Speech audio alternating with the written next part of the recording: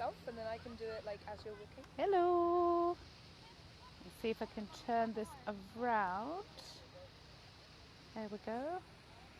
I do have a camera woman with me. That is Amy, so she's going to be holding the phone for me.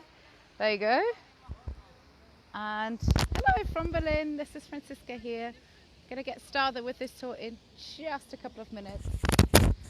And I'm just waiting to give people a chance to check in and start watching. For the moment, you might be able to see we're not alone in the streets of Berlin right now. There is a whole lot of other people around. It is actually absolutely fine to be outside right now in Berlin. Shops are closed, restaurants are closed, museums are closed, all that good stuff. But it's fine to be outside, to exercise, to go for a walk, to hang out with your family, as long as you do it in small groups, as long as you do it only with the people you already live with. So that's why you see a lot of people out. Hello. It's also public holiday, so no one's at work. I can't hear you then. Can people hear me okay? Yeah, if you could just reply if the sound's alright, because I can't hear myself.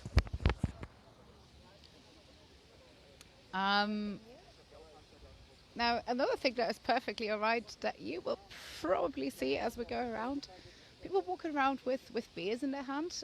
Another thing that is perfectly legal in Germany, you are allowed to drink in public. If you do ever have the chance to come here, doesn't mean you have to, but you can. It's a thing.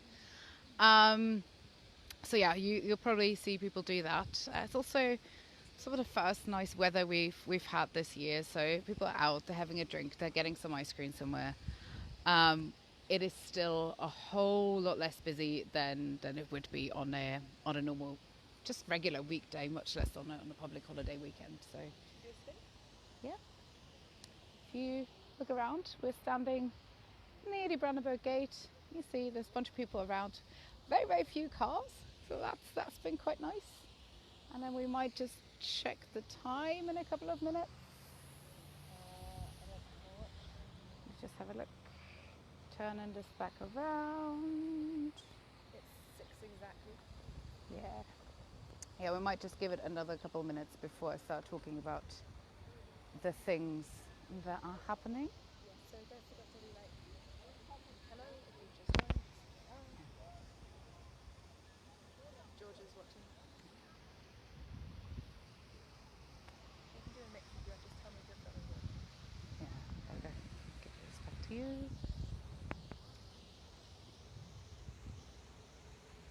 Anyway, we might just move over this way a little bit. Nope. This way around.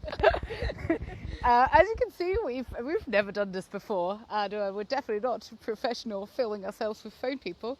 So yeah, let us know whether you can see. Let us know whether you can hear. There might be a few hiccups along the way. But if there's any questions, ask along. And just move on this way. Just pulling her along. There's something that we can kind of already see in the distance. It's behind me there. You should be able to see a disco ball on a stick. That is the TV tower. Actually built for television transmissions in the 1960s. It no longer does that. It's a tourist attraction today. You can usually go up there. It is, of course, like so much else, currently closed, but it still serves what I always feel is the most important purpose it has in Berlin. It is wonderful for direction. Yeah? It's quite tall. You can see it from almost anywhere in the city. So if you're lost, we're not going to get lost today. You're at a safe distance of a couple of thousand kilometers, most of you anyway. But if you ever do have a chance to come here and you get lost, just look for the disco ball, start walking towards it, you'll find your way again. So you'll probably see this pop up in the background quite a few times along the tour today. And yeah, I really like it. It always gives me a sense of coming home when I see it. It's the thing that means Berlin to me, even though across the world it might not be the most famous of Berlin's landmarks. To me, that is the one that feels most like home all the time. And How are we doing with people watching? You got 11. Cool. Then we might just start behind me. People are giving me very, very strange looks. Uh, so what I want to start with here is probably the most well-known landmark in the city. Is the Brandenburg Gate right behind me here. This was built in 1871, and we have found how far my headphones can stretch. Definitely not just about a social distance, safe social distance away. This was built in 1791, actually as a city gate. Yep. So a couple hundred years ago, this is where Berlin ended. You'll see there's a park on the other side. The park's called Tiergarten. That is German, translates to animal garden, and gets its name because it used to be the royal hunting grounds. Now, if we turn ourselves around here, and if you look back behind me there, right, you see the TV tower. You should also be able to see a red tower in the background. That is the Berlin Town Hall, and maybe also a small, well, from here it looks quite small, yellow building. Can you see it? Can you not see it? No. Too far away. Anyway, all the way down at the other end of the street, this is where the royal palace used to be. Yeah? And the royal family would use this city gate to go hunting, hence royal hunting ground. The statue was called Quadriga, and it was originally supposed to depict like Irene, who was the goddess of peace. And they thought she could spread her wings, she could ride into the city and bring peace to the people of Berlin, in theory. Obviously, that did not work out in such a great way, not in the long run, but also not right away. Now, gate built 1791, just a few years later, 1806, Napoleon was standing here. Sure, that's a name that rings a bell for some of you. And Napoleon defeated Prussia. He took over the city of Berlin, the capital, and then he stole the Berliner's favourite statue, took it to Paris, put it in his private little museum called the Louvre. She was returned in 1814, year before that. Napoleon had been defeated. They returned the statue and changed her name. We're done with Irene, goddess of peace. She is now Victoria, goddess of victory. And that's about the same time they renamed the square right in front of it into Paris Square. So you see, we've had victory over Paris in the centre of Berlin ever since then. Some people claim the French are still a bit suspicious, which is why the embassy looks a little bit weird. You can actually see right behind me there. Bottom part always reminds me of like a, I don't know, medieval castle with tiny windows to shoot out of. Maybe sandbag, probably not, but just a weird architect. But I feel at the very least, Paris Square is a great address for a French embassy. Yeah. And one more little fun fact before we get to some more serious things. Have a look behind me there.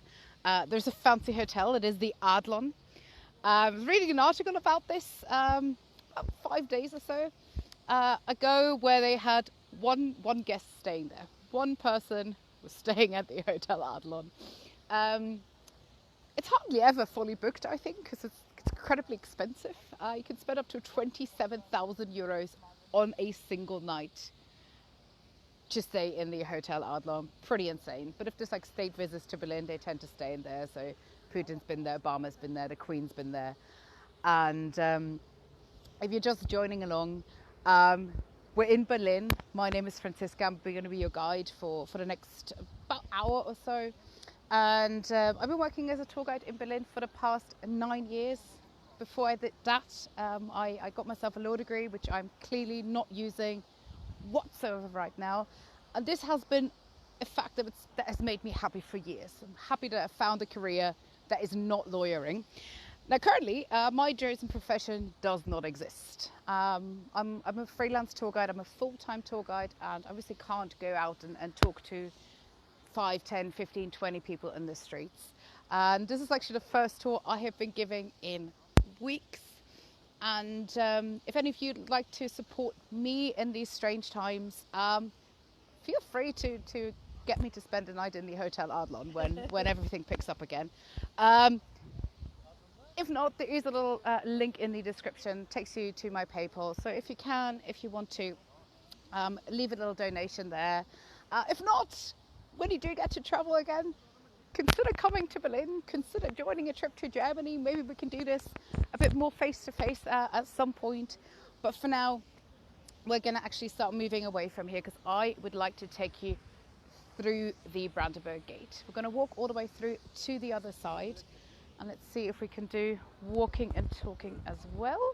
Is that working? Cool. Now, the story about Napoleon stealing the statue, I think that's really fun. You're going to keep going. But that's not why this is the most important landmark in the city today. The Brandenburg Gate is one of the very, very few things that was still left standing in this area at the end of World War II. It was damaged, but it had not been destroyed. And there's a big open space around it afterwards. And it was actually a big open space for decades. Because we are right now in former East Berlin. But just on the other side, yeah, the trees over there, the park, that is already West Berlin. I'm going to keep going. And between the Brandenburg Gate and this park, the Tiergarten, is where the Berlin Wall used to run. Now, I will actually show you an original piece of the Berlin Wall later on. And I'll tell you a lot more about it. But this entire area here had become to Berlin 40 years ago. It was essentially no man's land. Because by the time 1980 came around, there wasn't just one wall, there were two. It's an outer wall towards West Berlin, another outer wall towards East Berlin, and in between here, an area that many refer to as the death strip. So everything in here was designed to stop and, if necessary, to kill a person. Stretch made out of sand, rigged every single day. There was tripwires, electric signal fences, armed guards, and the Brandenburg Gate was the only thing standing in that strip of nothing. So something, the world famous friendliness of Berliners that you've just experienced behind me there.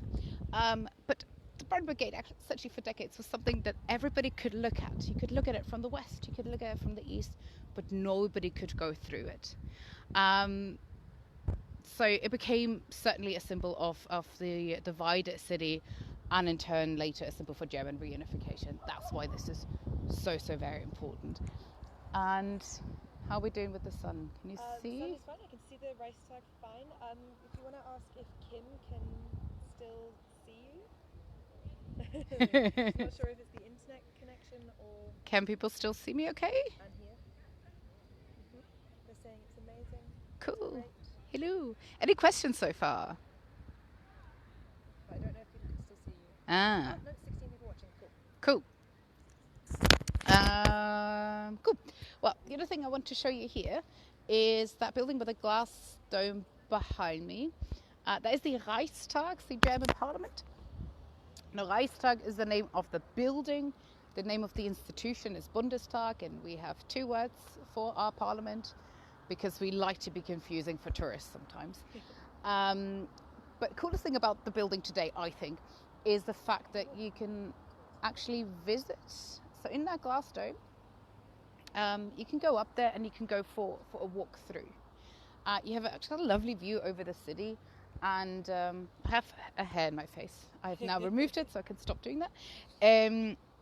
So from up there, you can see the city, but you can also look down into the chamber. You can watch politicians work or nap, and just supposed to feel watched. So according to the architect who renovated this building extensively in the 1990s, Norman Foster, like, he wants politicians to feel watched. So if they're down there and they start thinking, it's like, ugh, this is boring, taxes, health insurance, coronavirus, we've been talking about this for months, can't we do something new?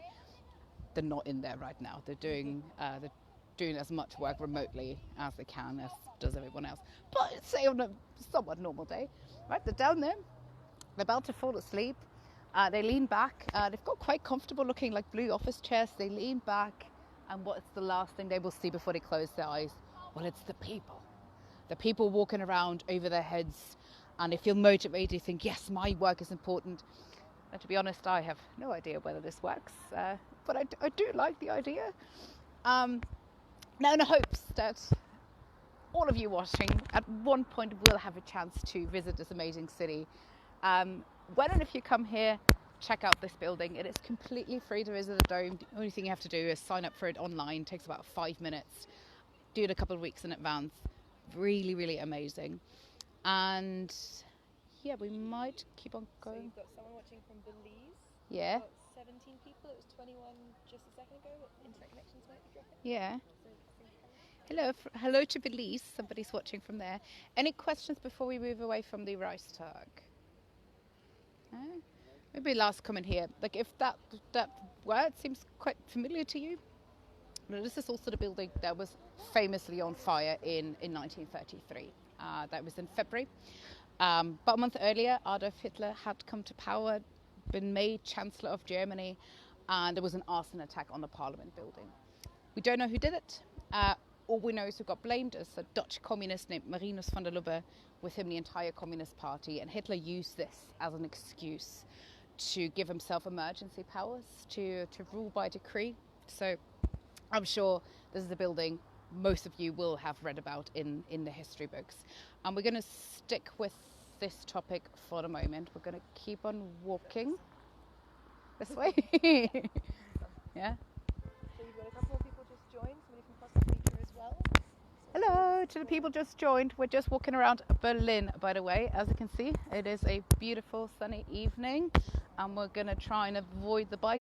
Oh, we're back. To avoid them. Okay, now the sun's not here. Yeah. So. This way. All right. Yeah, we're going to keep walking. If you look behind me over there, this is the Tiergarten. The biggest, and it's quite a lovely place to. This is definitely one of the reasons. It's quite busy around here because people are out in the parks, and again, it's something that is okay to do.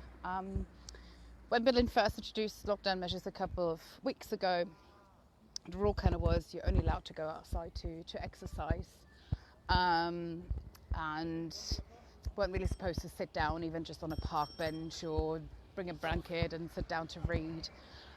They've relaxed that a little bit now. A lot of people here live in apartments.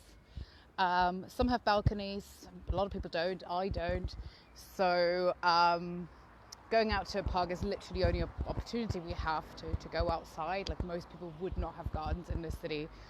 And obviously I'm not the one making the rules, but maybe they recognise that outside time, exercise is healthy. So as we're all trying to stay healthy, maybe that's part of it. In any case, big park, loads of people hanging around in there.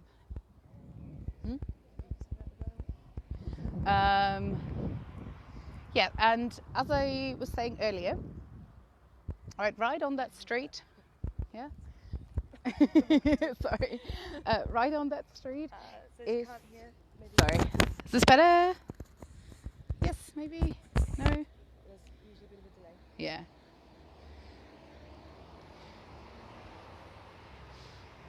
Anyway, Can everybody hear me? can people hear me okay?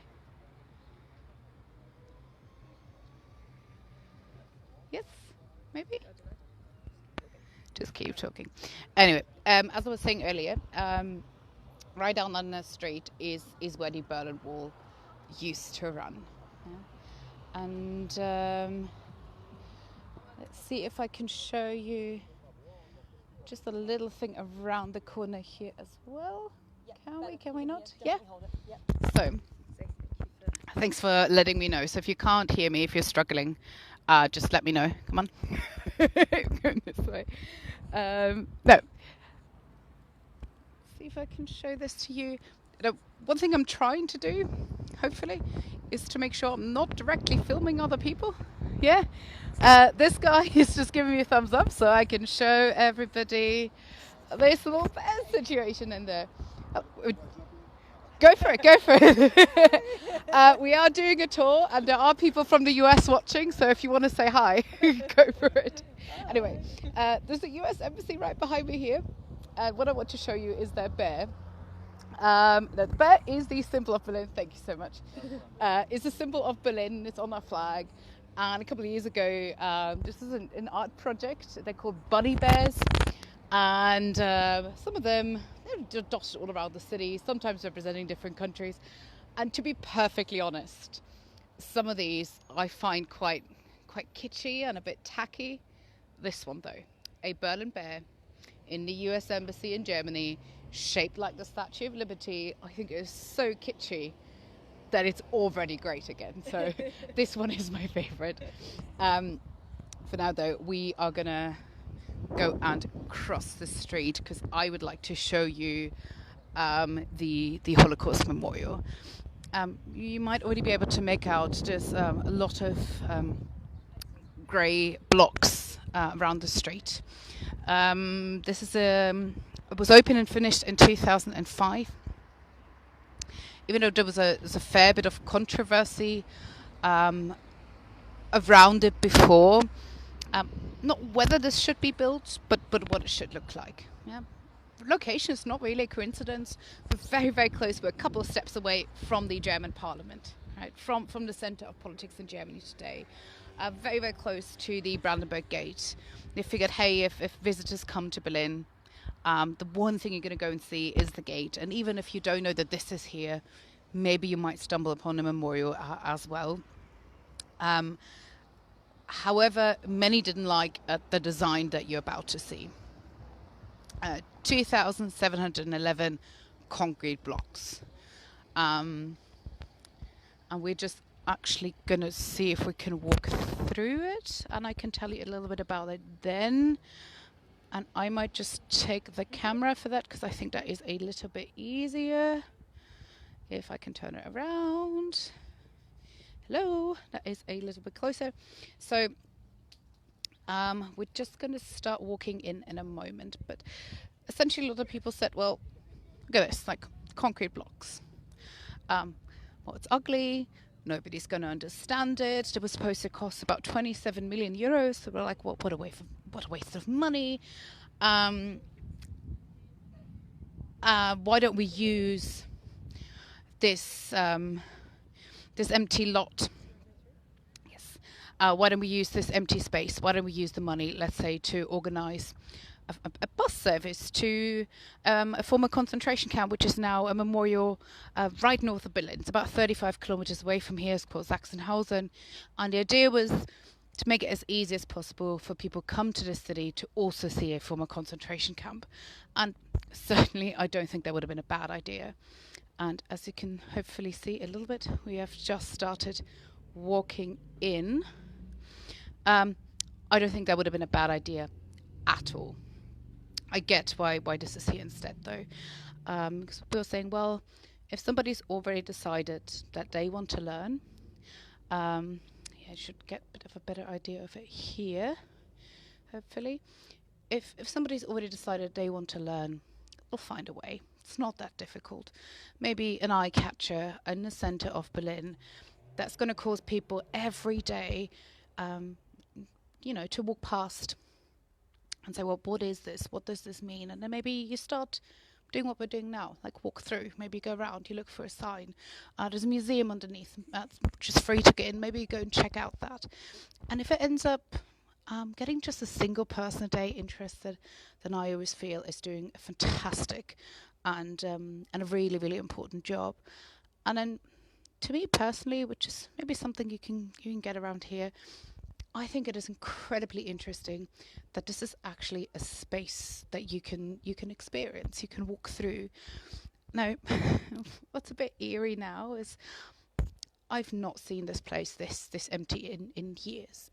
Usually, it's always very hard to tell how many people are walking around at any given point, but usually you can hear voices, a lot of different languages, you can hear people talk, and sometimes kids running around. It is creepy because you can hear, but you can never see, and there's no way of telling how many people are in here at any given moment. But it is always a space that you can experience. Right? It's not just a statue where you stand in front. Maybe you take a picture and you walk off again. It's a space that you can experience. And these blocks, they get higher and higher the further you walk in. So I don't know if you can tell. This is definitely more than twice my height up there. Now it always is a bit cooler in here, and especially on a sunny day like today, like it's super pleasant out in the sun, but just in here you can feel the temperature drop. So it's just days where, yeah, it might give you goosebumps. It has a little shiver run down your spine. So I think this is definitely very, very well done, and really important that this is here. Again, if you're ever around, come and check this out. The museum underneath is really fantastic as well, and is completely free to go in. And yeah. Any questions about this place? Can people still hear me okay? And I'll try to get somewhere where the sun is not right in everybody's eyes. But I want to show this to you again. All right. Let's see if we can. Yeah. So there you go. This is actually a pretty big space.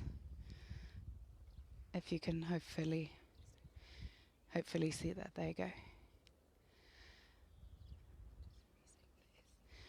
And yeah, again, we're looking at the Holocaust Memorial in Berlin, or more specifically, actually, this is the memorial to the murdered Jews of Europe. There are actually other memorials in this area, particularly in the park, but this is the biggest, is the first that was built around in this area. And let me just turn the camera around again. There we go. Oh, that's me. That did not turn the camera around. Hello. There we go. There we go. You're saying that with memorials? Yeah. Now, this is, once again, definitely one of the emptiest I have ever seen this place. And you should be able to see my face again in a moment, because we're just walking out to the edge of this. And we're going to look at pretty much the exact opposite of this in just a moment. Something that is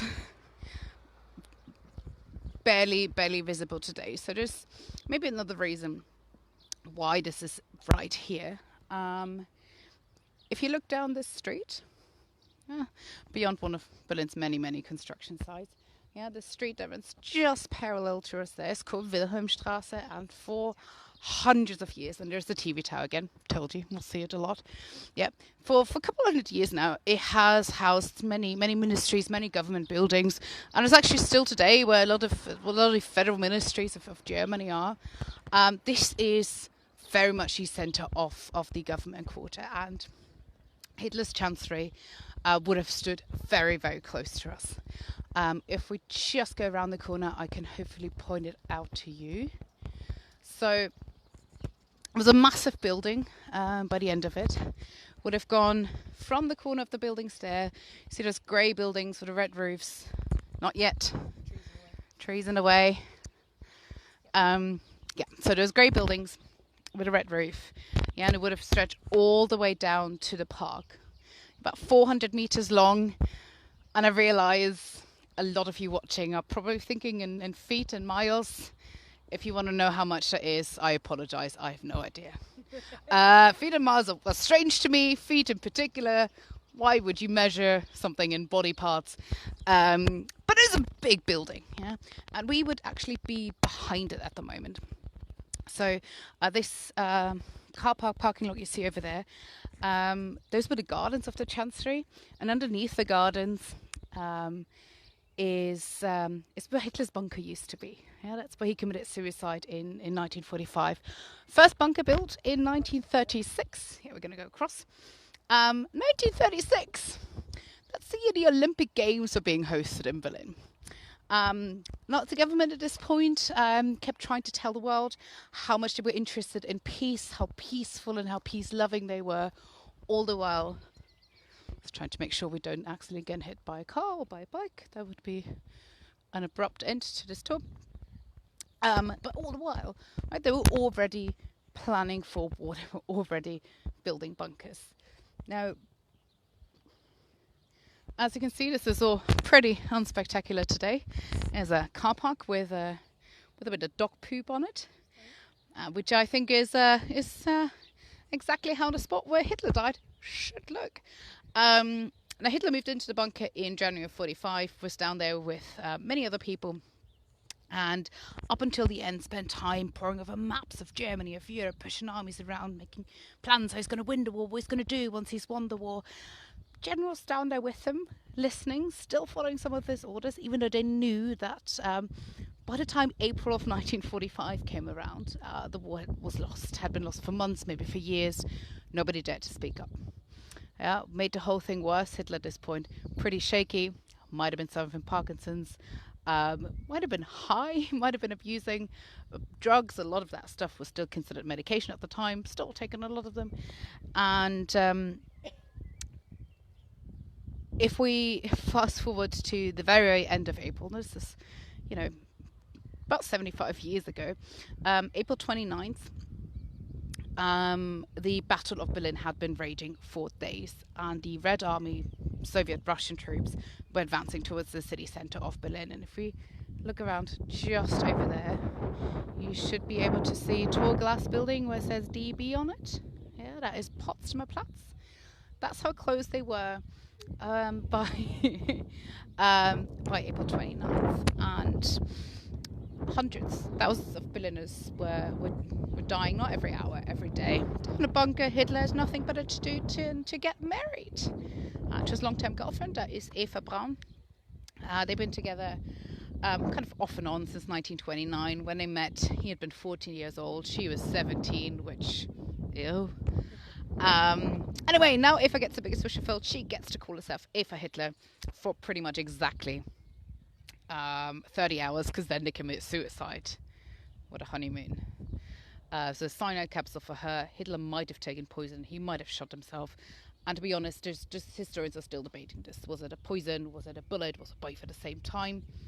Personally, I don't really care, because I feel what's important is the result. He was definitely dead. His employees, though, still followed one of his last orders, which was burn my body. Brought him out here, poured gasoline over it, set it on fire. And takes about 2 days or so to burn a human body. If you only have petrol, if you only have gasoline, and this is a fact that I really wish I didn't know, but no, there it goes in your brains as well. But I've read too many history books and unfortunately know these kind of things. And there wasn't enough time to wait 2 days, so his child remains were probably dumped into a shallow grave, might have been found by the Soviets, might have been identified, or probably were identified with dental records, but hidden until 1970, when they were pulverized and dumped into a river in East Germany. So if you ever wondered, really, I don't know why you would wonder, but if you ever wondered, where's the grave of Adolf Hitler? The answer is nowhere, and that is very much on purpose. Yeah, there's not supposed to be a place where, old Nazis a couple of decades ago, neo-Nazis today could meet, could celebrate him. And similar thing happened to the bunker. It's gone. This is a very normal car park. Very normal people live here. And I don't think it's a coincidence at all that the Holocaust Memorial is literally across the street. Yeah. I'm going to keep walking along this way. These apartments, actually, they're from the 1980s. Somebody asking? You're asking. These were built in the 1980s. Some pretty typical East German architecture. And to live here at the time when they were finished. Yeah. So still years before the fall of the Berlin Wall. That happened in 1989. And again, we'll get to the wall in a moment. But to live in the 1980s, you had to be quite special. You had to be either working for the East German government, or you had to be an Olympic gold medalist. because again, we're really, really close to the wall. Yeah, the wall was built to make sure people could not leave East Germany. So anybody who would be allowed to live close to a wall that was meant to wall people in. Those were all people who were entirely trusted by the government. And nowadays, like, sometimes walk around people, yeah. Actually, we're going to go straight and then over. Well, maybe, yeah. Yeah, these are fine to live in. There's nothing fancy about it, but still pretty affordable. And like very, very close to the center of the city. Now what I would like to show you next, I'm trying to get through here, is the into feet conversion for you, by the way. So. The what? Someone converted it into feet. Oh, nice. No one can hear what I'm saying. Oh, okay. Whoever converted something to a feed to me, thank you. Diane, thank you. See, my job usually is incredibly low tech. I literally speak to people face to face, so I am not the best person to be dealing with technology and the interweb. So thank you very much. You're probably doing a bunch of things there that I don't even know exist. So thank you so much. Now, compared to where we started with the Children's Brigade, you can see it's pretty dead around here. People live here, of course, but a lot of these are also holiday apartments, which are of course empty at the moment. People are not visiting the city. But what I want to show you, which is just on the other end of the street, is another memorial. And we actually should be able to see it quite well from here. Yeah, do you see that thing? A bit further along. So it's a face. It's a profile of a face. And it's the face of a guy called Georg Else. And he gets a memorial in Berlin because in 1939 he tried to blow up Adolf Hitler. Fortunately, was not successful, but still always yay for trying. So that's him up here. If you want to check out his story, if you've got some time at home, if you want to watch some movies that also teach you something, there was actually a film made about him a couple of years ago. You can find it in English usually either under his last name, which is Else, E-L-S-E-R, or 13 Minutes. So check that out. It's a German film, but you can definitely find it with subtitles. It's super interesting. And one thing I'd like to point out, there's a store right across the street. And one section of it is a supermarket, but you might also be able to see a little green sign over there. Yeah, that is Angela Merkel's favorite kebab shop. Angela Merkel being the Chancellor of Germany. I mean, we don't know for sure that's her favorite, but she's definitely had a kebab there before. And the owners have photographic evidence, and they're incredibly proud of it. And she does actually still sometimes shop in that supermarket.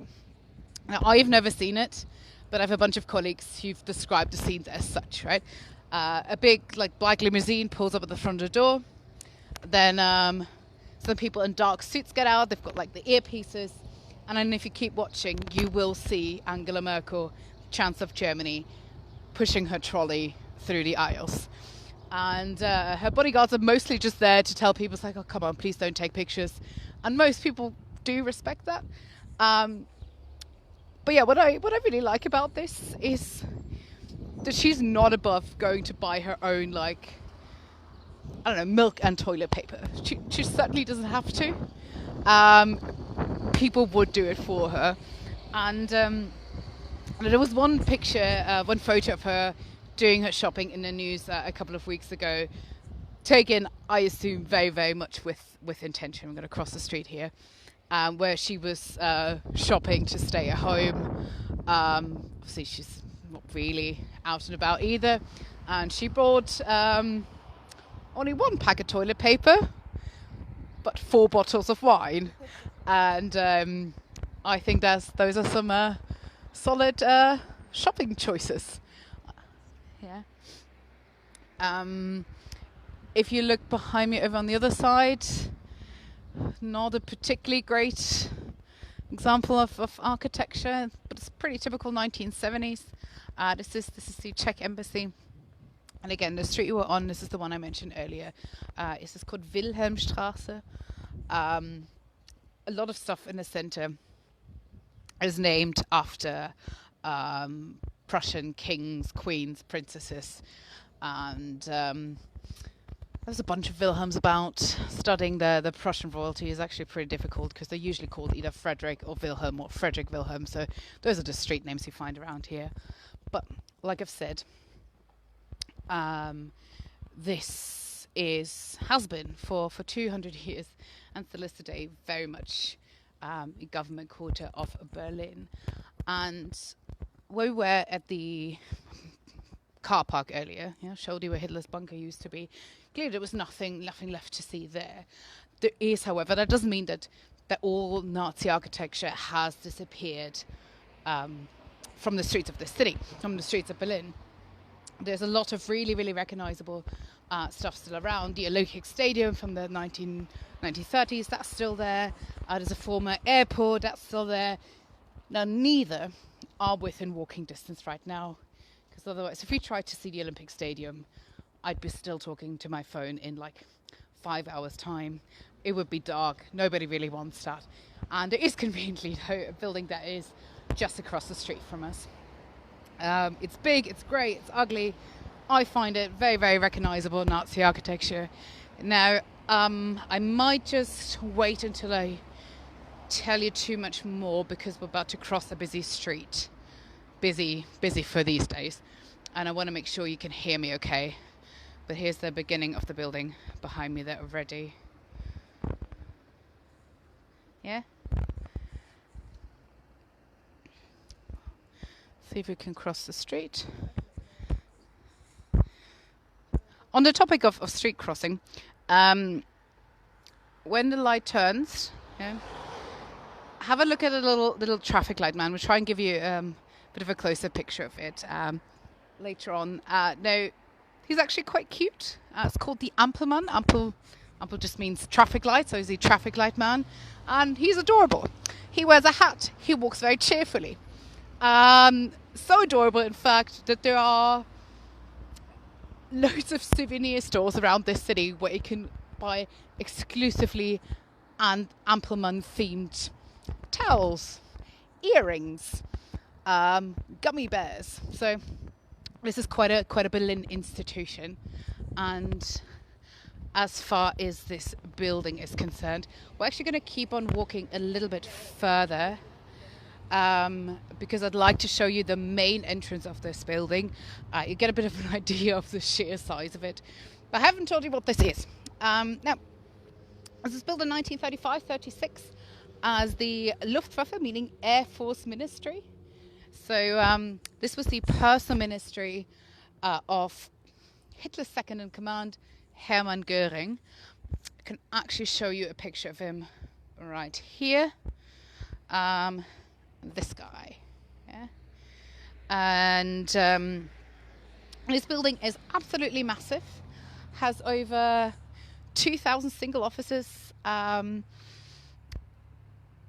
inside. If you were to put all the hallways in one line, it'd be about 17 kilometers, which I do believe is about between 10 and 11 miles. So, this is big. Yeah? And the size makes it pretty surprising that this is still here. Because after World War II, a good 70% of inner city Berlin were destroyed. So this question has always been how come this is still around? And just theories. Most popular one seems to be that maybe first the British and then American pilots, when bombing Berlin, left it standing on purpose because of its size.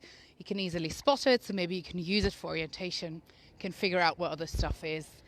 And, sounds like it makes sense, but That's not really how air raids worked in World War II. Like, neither side was really aiming. They were using a technique called carpet bombing. So that means dozens, hundreds of planes over a general area. We might just stop here. Yeah, we'll go a little bit further so you can see the building a bit better.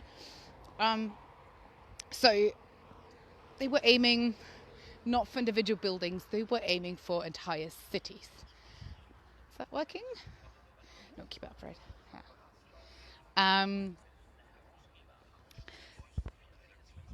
Now, it is, as far as we know, pure coincidence that this was never hit by the bombs. It is no coincidence that survived the Battle of Berlin. So this is like late April, early May 1945. Yeah, the Red Army, Soviet troops are attacking Berlin, and rumor has it that Joseph Stalin, leader of the Soviet Union, once saw a picture of this building, and he figured, it's great, it's big, it's ugly. This fits my personality. This is fine.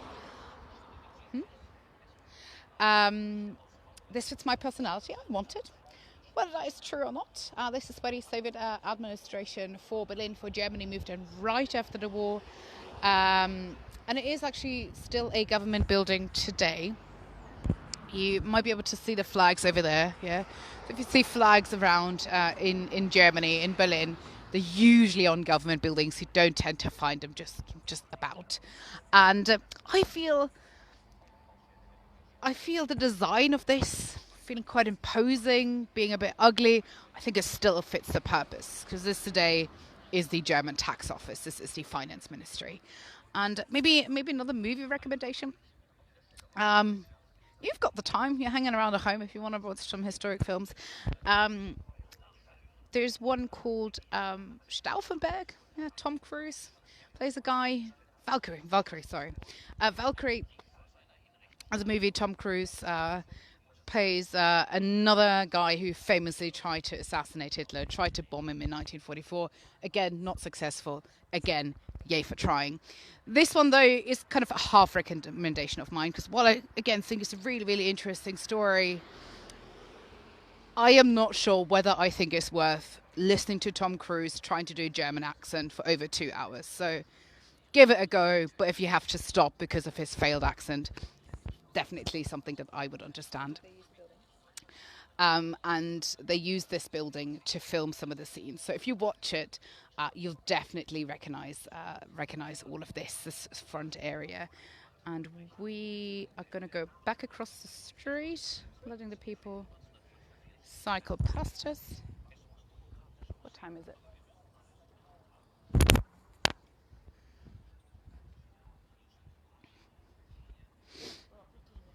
Okay. Because yeah, we're going to change topics a little bit now, because what I want to show you is essentially a consequence of World War II. Yeah? World War II started Hitler Germany attacking Poland in September of 1939, ended in Europe in May of 1945, and at this point there'd already been plans made to divide up Germany between the winning powers, to divide up Berlin into 3, later 4 occupational zones and sectors. Now, in the west and the south, there was the British, there was the French, there was the US. Berlin is actually in the northeast of the country, and the area surrounding Berlin, it's about a quarter of Germany, that was the Soviet occupied zone. Completely surrounding the capital, yet all 4 Allied forces were here. Each got a chunk of this city.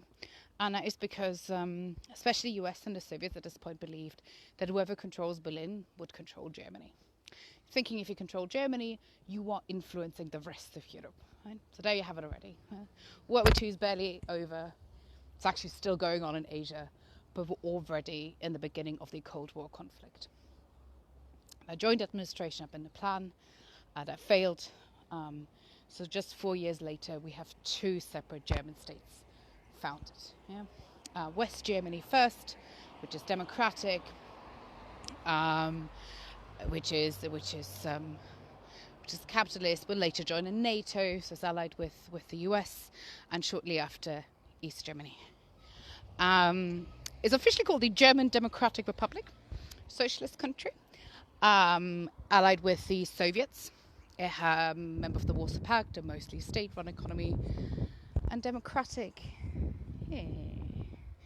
Sometimes if a country feels the need to have the word democratic in its name, it's a good hit. I am from former East Germany, and while I don't really remember these times, this is definitely the country where my parents grew up. My grandparents spent a good chunk of their life there, so not so very democratic. Now this is happening in 1949, yeah, and Berlin is now officially part of two separate countries. However, the borders between these sections remain open. You might not have noticed, probably won't have noticed, but we have actually just walked from East Berlin over to the western part of the city. And this is what it doesn't look particularly different now, but this is what a lot of Berliners, a lot of East Germans were doing for decades, crossing the street in Berlin to permanently leave their home behind. There's a lot of different reasons. People left because East Germany didn't fit their political ideas. They left for economic reasons, because they had family and friends, or person they were in love with on the other side. Why ever they wanted to go. Between 1945, between the end of the war and the early 60s, it's roughly 3 million people. Doesn't sound like a big deal, but that's about 20% of the entire population of the country. A lot of people were leaving were young, they were well educated, and the East German government was watching this massive brain drain and decided to stop it. And they did it by closing the borders overnight with the construction of the Berlin Wall. This is August 13th of 1961, where 30,000 policemen, workmen, soldiers closed the borders. First with a barbed wire fence, and we're going to go a little bit closer here. Later with an actual physical wall, and this is what you see right behind me here. These are original remnants of the Berlin Wall. Don't know if you can tell if we take the camera a bit further back. Yeah, this is about 3 meters 60 tall. Once again, if you think in feet, don't know how much that is, but it's about 2 of me plus a little bit more. Yeah, and it kind of looks like you might be able to climb it.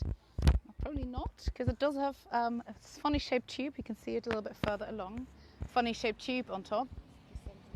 Yeah, which is meant in such a way that you can't grab a hold. You can't pull yourself up. It doesn't have to be terribly tall at all. But also you wouldn't have gotten this far. Remember, I was talking about earlier at the Brandenburg Gate. What we're looking at here is the outer wall towards West Berlin. There would have been further back an outer wall towards East Berlin, and once again in between the death strip. Now, the wall divided the city for the next 28 years until it fell in 1989 in November. And this is actually one of only 3 longer sections that are still around. And it's kind of here because of what's right next to it. Yeah, there's a fence here now. It's closed off, but usually this is a free museum as well. It's called the Topography of Terror. This is where the headquarters of the SS and the Gestapo used to be, Nazi secret police. And they figured in the 90s, hey, this is a historic symbol worth keeping, right? To have a museum here, talking about these pillars of the Nazi regime, and directly along one of the consequences, the separation of Germany. Yeah. Now, if we're going to go a little bit further along, just one more big thing that I want to show you. When I take you down to one of the former border crossings, Checkpoint Charlie. That's the wall right there that you're looking at. Now, I am going to assume that everybody who has not been to Berlin yet will want to come, obviously, after you've joined this tour. And when you come here, you can actually still today walk the entire length of the Berlin Wall. It's walked all across the city with these these 2 bits of cobblestone, and if you decide to walk it, I always recommend don't make plans for the afternoon. Wear comfortable shoes. It's about 160 kilometers, which is pretty much exactly across the street here, 100 miles. So that takes a little while, and it actually ended up being a circle around West Berlin. I'll show you a map in just a moment. Now, Question from Dinah. hello. I know it was talking about it before, Yeah. but it's where was he kept between being burnt and being done? So somebody's just asked where Hitler's body was kept between him dying and being burned. So, or eventually being like dumped into a river. These are things that we don't know with 100% certainty, but this is kind of what most historians agree on. And now, in all likelihood, Soviets did an autopsy on his body. They had dental records which allowed them to identify it, and he was in several unmarked graves around East Germany. And the last one was actually a Soviet military base near the city of Magdeburg, which is about, I don't know, an hour sort of southwest of here. Unmarked grave, just kind of in a wooden box, not really quite a coffin. And in all likelihood, that's where the body was. But we might never know this. We might know this for sure. Something that's maybe a bit more lighthearted. Let me just point out this little car behind me here. Now these are called Trabis. A Trabant is one of the very, very few makes of cars that was manufactured in East Germany, and they are adorable. It's a design from the 50s that was updated once. It's pretty old school. If you bought one of these cars in the 1980s, first of all, you couldn't just buy it. You'd put your name on a list, on a waiting list, and on an average of 7 years of waiting to buy a car, it was your turn. But these things last. Yeah? People would often expect to maybe only buy one car in their lifetime. You would actually get a little booklet with it, telling you how to fix it. The mechanics in there are apparently simple enough that you don't need to be a trained mechanic to fix your own car. I mean, I'm pretty sure I wouldn't be able to do this either. I have a law degree. I have very, very little practical knowledge. But you can rent them today, and you can actually go for a drive around the city. And they're all, at the very least, 30 years old now, and they're still going. And if you look at like sort of the market for the Trabis today, the prices are actually increasing. Yeah.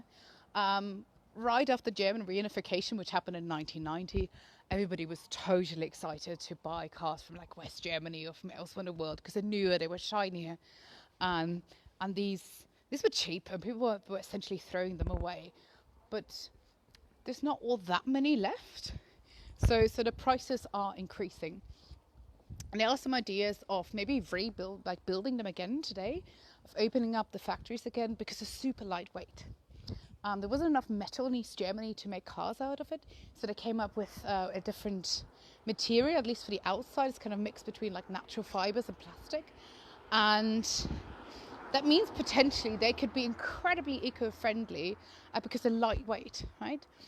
The problem is all the other cars are way too heavy, so it's kind of not possible yet to make them safe in like a collision.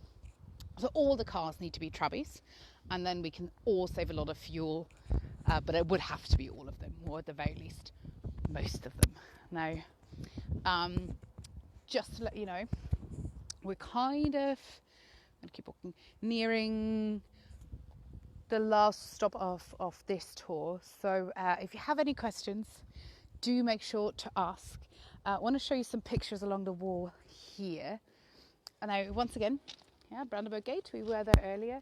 This is a view of the Brandenburg Gate from the West Berlin side. So what you see here is a section of the Berlin Wall, and then look at it from the other side. Yeah, this is people from East Berlin looking at the Brandenburg Gate. And what you see behind here, this white section, once again, the Berlin Wall, and that's actually the corner of the Reichstag just over here. And if you look very close, there is a group of people right in here.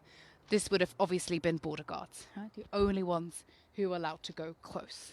Yeah, and you see what I mean. All of these other buildings, the embassies, the Hotel Adler, none of that was there. And if we keep going along here, I'd like to actually also show you a map of Germany that shows you again where the border used to be and how Berlin fits into all of that. Is it not?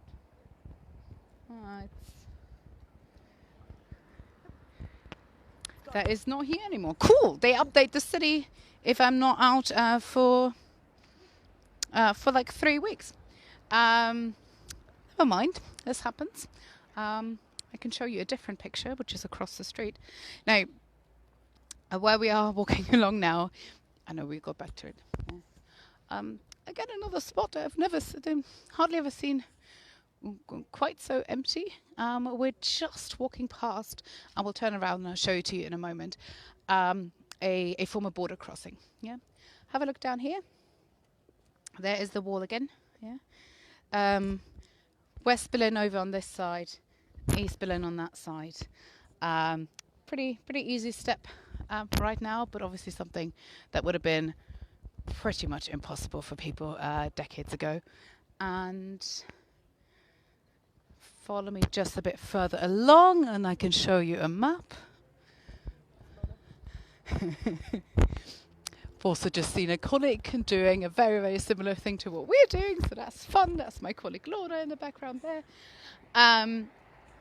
Don't worry, we'll go a bit closer to the actual checkpoint, but there's some pictures on the wall that I want to show you because I think they really illustrate this story. So, Berlin Wall, yeah, was 160 kilometers long, and we'll use this picture over here, yeah, and it went around Berlin. So what you see here, yeah, this is a map of Germany.